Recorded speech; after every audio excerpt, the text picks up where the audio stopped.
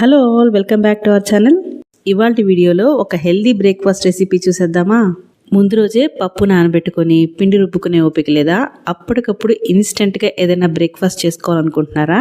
అయితే ఈ రెసిపీ మీకోసమే. రెగ్యులర్గా చేసుకునే బియ్యంతో చేసుకునే దోశల బదులు ఇలా రాగి పిండితో ఒకసారి ట్రై చేసి చూడండి, చాలా బాగుంటుంది. చూస్తున్నారు కదా ఎంత సాఫ్ట్గా ఉందో, అలాగే లోపల కూడా చాలా ఫ్లఫీగా ఉంది. ఇందులో ఇంకా మనము డిఫరెంట్ టైప్స్ ఆఫ్ వెజిటేబుల్స్ కూడా యాడ్ చేసుకోవచ్చు. మరైతే ఇన్స్టెంట్ గా చేసుకునే ఈ రాగి బన్ దోశ ఎలా తయారు చేయాలో చూసేద్దాం పదండి.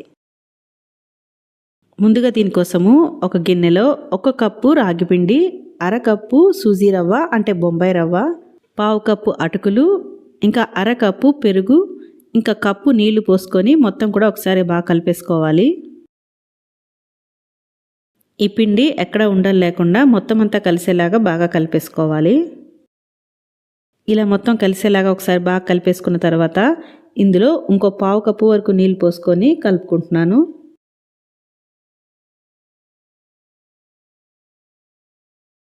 ఇలా కలిపి పెట్టుకున్న పిండిని ఒక 15 నిమిషాలు మూత పెట్టి నాననివ్వాలి.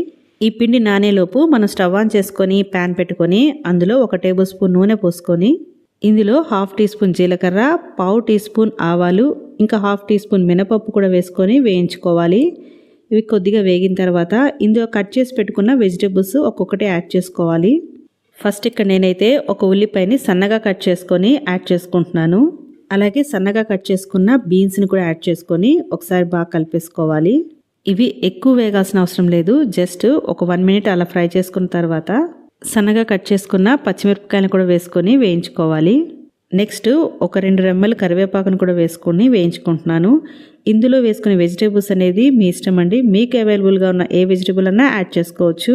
ఇంకా మీకు నచ్చితే క్యాప్సికమ్, కార్న్ ఇలా ఏ వెజిటేబుల్స్ అన్నా యాడ్ చేసుకోవచ్చు. తర్వాత తురిమి పెట్టుకున్న ఒక అరకప్పు క్యారెట్ని కూడా వేసుకొని ఒకసారి మొత్తం కలిపేసుకున్న తర్వాత స్విచ్ ఆఫ్ చేసేసుకోవచ్చు. ఇది ఎక్కువ వేగాల్సిన అవసరం లేదు. ఒక 15 నిమిషాల తర్వాత మూత తీసి మనం కలిపి పెట్టుకున్న పిండిని ఒకసారి ఇలాగా బాగా కలుపుకోవాలి.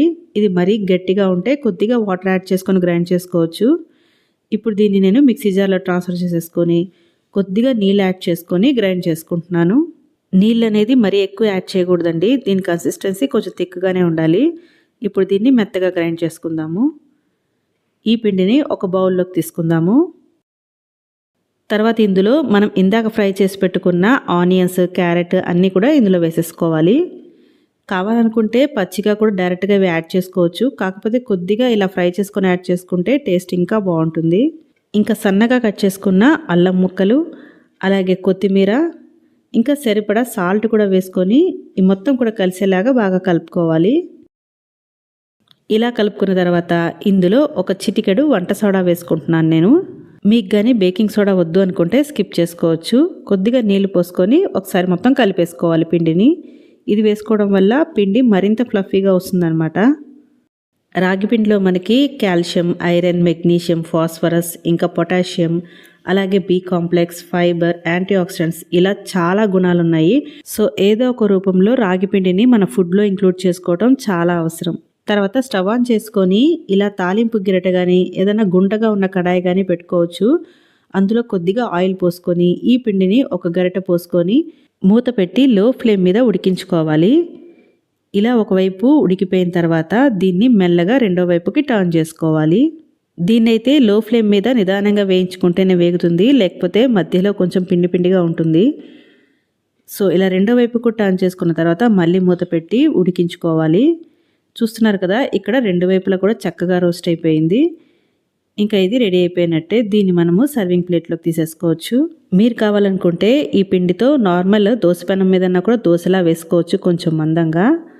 ఇక్కడ చూస్తున్నారు కదా, మనకి ఇక్కడ బన్ దోశలు అయితే రెడీ అయిపోయింది. పైన క్రిస్పీగాను లోపల సాఫ్ట్గాను ఉంటుంది. ఇది ఆరోగ్యానికి ఎంతో మేలు చేసే ఈ రాగి బన్ దోశలు మార్నింగ్ బ్రేక్ఫాస్ట్గా అయినా ఈవినింగ్ స్నాక్స్గా అయినా అప్పటికప్పుడు ఇన్స్టెంట్గా చేసేసుకోవచ్చు.